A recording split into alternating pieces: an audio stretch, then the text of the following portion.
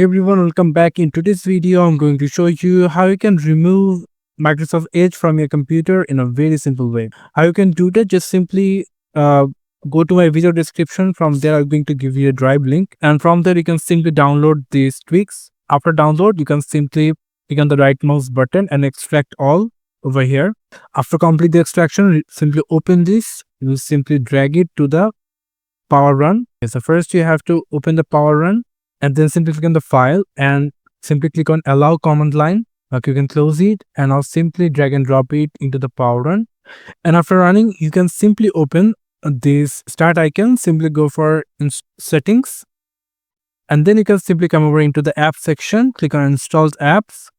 And now if you scroll down a little bit, you're going to find out Microsoft Edge. So now if you click on these three dots, and here you're going to find out the uninstall options. If you click on that, you can uninstall.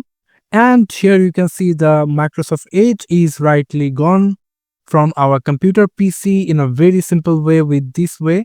Now if you simply search Microsoft Edge, you can see nothing is over here. So this is how we can simply remove Microsoft Edge from your computer in a legal way. Thank you so much for watching. I hope to see you for another videos. Till then, goodbye.